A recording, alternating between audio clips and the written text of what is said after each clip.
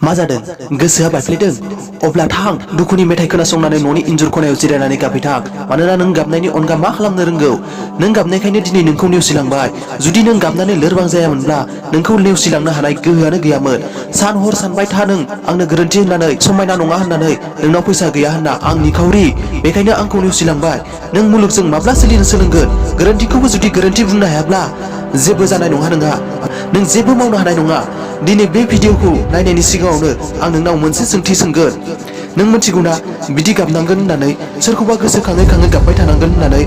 मोजां गाज्रि गासैखौबो बावगारनानै बिनि जिंगायावनो थाबाय थानांगोन होननानै बुं थारैनो नों बिदि जागोन होननानै सानफेराखैमोन थांनाय समफोराव नों जायजों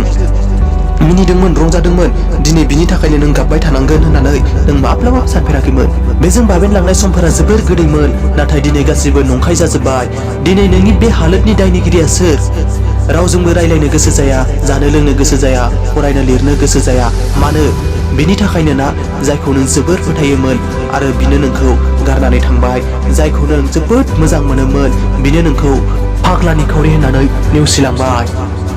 बेखौ गोसोखांनानै गावनि जिउखौ खहा खालामना लानानै मुलाम्फा गैलिया मानोना नों बैनोसो रोखा रोखा फोरमायना होबाय दंदि नों बिनि अनगा थांनानै थानो हानाय नङा होननानै नों बिनि अनगा जेबो खामानिखौ मावनो हाया होननानै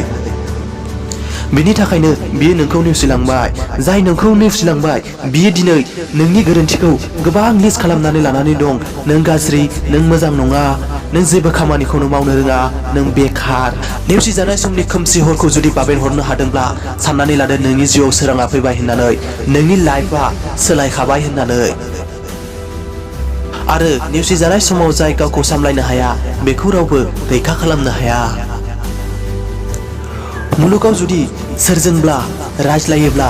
गावनि भेलुखौ गोजौआव दोन मानोना नों गावखौनो लोरबां खालामोब्ला नोंखौ बियो एटेक खालामखागोन दिनै नोंनाव मोननै अपसन दं सेथिया जाबाय जाय नोंखौ नेवसिलांदों बेखौ गोसोखाङै खाङै समखौ हगारनो ना बिनि सिगाङाव हिरा बायदि बेसेन गोसा मुवा जानानै हर सान बेखौ नागिरहोनो चयसा नोंनि आखायावसो नोंखौ बियो निखावरि होननानै नेवसिलांदों दुखुखौनो नोङो गोहो बानायनानै ला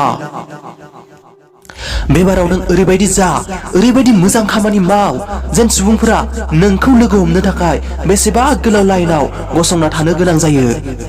गावनि एटिट्युडखौ लानानै सोलिदो बाद होदो बेबाराव नों एसे अख्रा जादो गावनि गोसो बादियै सोलिदो जेसेबां नों बिनि थाखाय मोजां खामानि मावगोन एसेबांनो नोंखौ बियो भेलु गैयै खालामगोन जा दुखु मोनबाय बेखौ बावलांदो नाथाय दुखु जानाय समाव सानना मोननाय रोंगौथिखौ दाबाव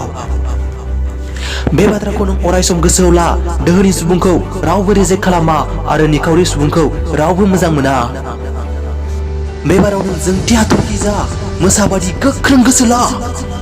जाय नोंखौ नेवसिलांदोंमोन बे नोंखौ अबेबा लामा दथायाव लोगो मोनोब्ला नोंजों नोजोर गोरोबहोनो हायो जेन नोंखौ नुनानै खर' गंग्लायना थानाङो भिडिअनि जोबथारनायाव बेखौनो बुंगोन दि नोंनि गोसो सिङाव खोबथे जानानै थानाय दुखुनि गोसोम जोमैफ्रा भिडिअखौ नायनानै बुस्रांजादोंब्ला अन्नानै लाइक खालामनानै हो शेयार खालामनानै हो आरो साबस्क्राइब खालामनानै हो आरो जुदि भिडिअखौ नायनानै मोजां मोनाखैब्ला डिसलाइक मारिनानै थां गोजोन्थों।